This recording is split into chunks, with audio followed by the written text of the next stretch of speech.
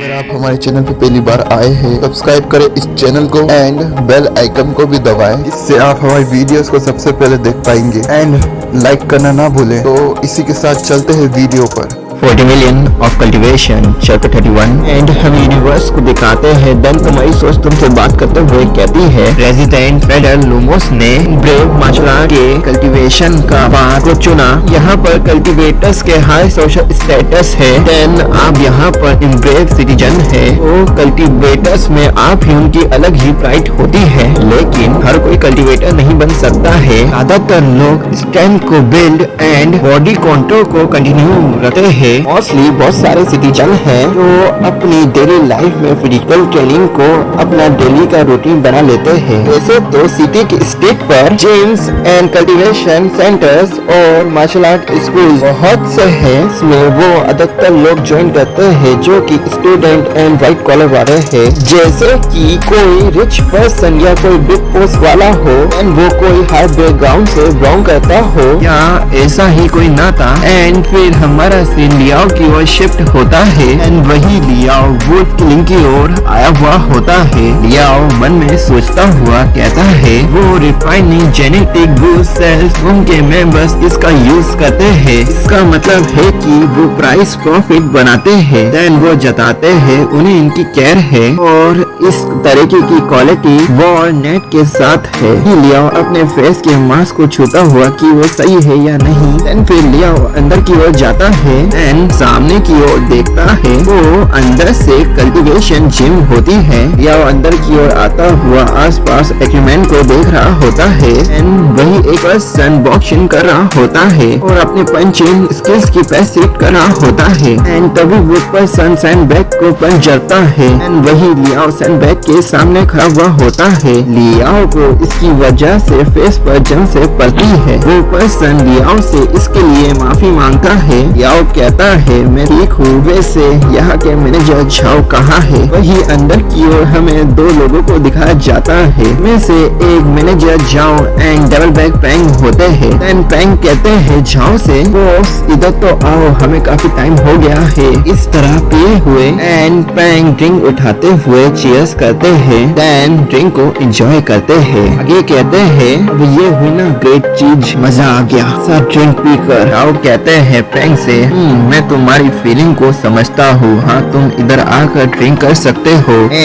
इसके लिए तुम्हारा यहाँ वेलकम करता हूँ, पर तुम यहाँ पर कल्टीवेटर्स के प्लेस पर नहीं जा सकते हो। यहाँ पर कल्टीवेटर फाउंडेशन इस पर्सन की कोई जरूरत नहीं। यहाँ पर अनमेच्योर पीपल्स यहाँ आते हैं। एंड ये सुनकर कहते हैं झाओ से बॉब्स हम दोनों ब्रदर्स है। उससे भी बढ़कर मैं तुमने ऑपरेशन ब्रेक के टाइम वो शॉट मेरे लिए ब्लॉक नहीं किया होता, तुम इस तरह असेंबल नहीं होते। ने अपने लेफ्ट आर्म को 70% खो दिया नहीं होता। इसके अलावा मैं अभी जहाँ हूँ वहाँ कभी नहीं होता। देन तुम्हारा हाथ बुरी तरह डैमेज हुआ, हमारी मसल 70% डिस्ट्रॉय हो गई। इसके अलावा तुम martial artist level 13 QI worker के रूप में वर्क कर चुके हो।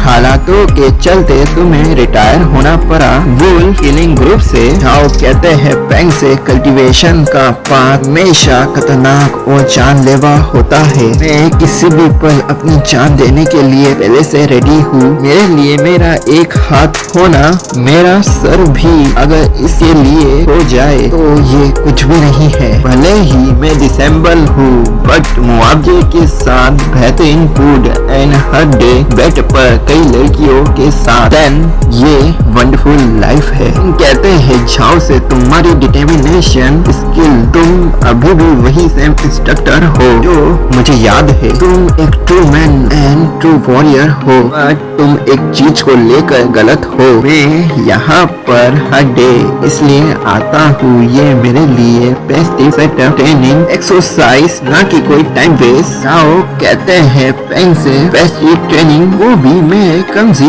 जिम में आकर। आखिर तुम किस तरह की ट्रेनिंग कर सकते हो? देन पेंग कहते हैं झाओ से आगे मेरी कल्टीवेशन सी सोल फाउंडेशन स्टेज के हाई पर है। जैसे ही मैं एक रेंज लेवल पर एग्जॉस्ट होता हूँ, वैसे ही मेरे सेंसेस फील करते हुए अनकंडीशनली मूव करने लगते हैं, जिसकी वजह से मैं फॉल में कई बार मरते हुए बाल बाल बचा हूँ। एंड ये तब भी होता है जब मेरे को कोई खतरा महसूस हो। अगर मैं ये तुमसे सीधे शब्दों में कहूँ तो मेरी ये एब्सोल्यूट पावर है, ये मेरे कंट्रोल में बिल्कुल भी नहीं है। मुझे नेक्स्ट लेवल अचीव करने से पहले जो मेरे सी सोल की प्रॉब्लम है, इससे मुझे पहले डील करने की जरूरत है। झाओ कहते हैं पेंग से तुम्हारे जल्दी इवॉल्व होने के वजह से तुम्हें तुम्हारी फाउंडेशन को इस्टेब्लिश करना होगा, पर तुम ये यहाँ कैसे करोगे? पेंग कहते हैं मैं खुद को कंट्रोल में रखूंगा।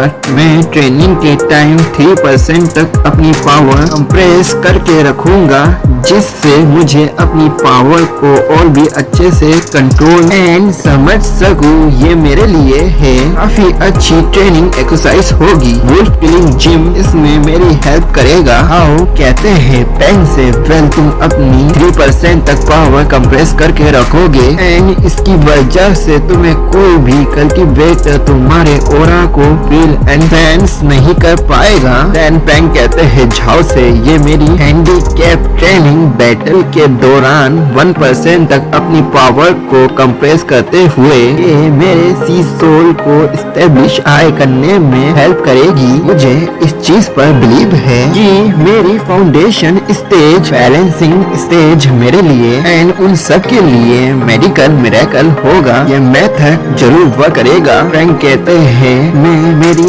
स्पीच एनर्जी को इस्टेब्लिश नहीं कर पा रहा हूँ, ये मेरी बड़ी खामी है एंड और मैं इसके बारे में दूसरों को नहीं बता सकता हूँ। इसके लिए मुझे ट्रेनिंग लेनी होगी। मुझे फूजिया सिटी में केवल 2 ही पर्सन पर भरोसा है और हाँ तुम उनमें से एक हो, लेकिन अनफॉर्चुनेटली हमारे मेंबर्स कुछ ज्यादा ही वीक है। उनमें से कोई भी मेरे अटैक को नहीं झेल सका। खैर अब मैं अपनी सारी मीटिंग्स को साइड में रखूंगा एंड मैं 3 मिनट तक अपनी 3% पावर का सिर्फ यूज करूंगा। फिर मैं अपनी स्ट्रेंथ को ट्रेन करूंगा। ये मेरे लिए डेली के लिए है। एंड फिर जाओ ये सुनकर स्माइल करते हैं और पेंग से कहते हैं मेरे सारे gym members professional martial artist नहीं है, तो तुम क्या एक्सपेक्टेशन रखते हो?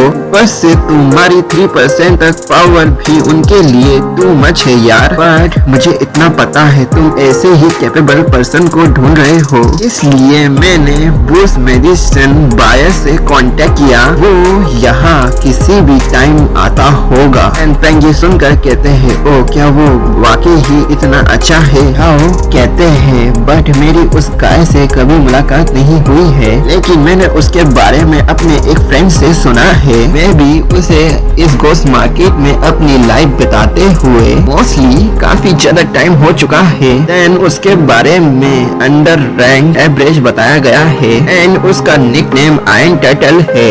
आई होप वो अपने नेम की तरह अपने स्टैंड पर खड़ा उतरे। वेल ये नेम सुन के लगता तो है वो तुम्हारे खिलाफ 3 मिनट तक टिका रह पाएगा। तभी उनके ग्लास के सामने कोई आकर खड़ा होता है। फिर वो दोनों इस चीज को उधर नोटिस करते हैं। वो और कोई नहीं बल्कि लियाओ होता है। फिर झाओ वहाँ से जाते हुए पेंग से कहता है वो यहाँ आ गया है, तो तुम अब क्या सोचते हो? कंटिन्यू।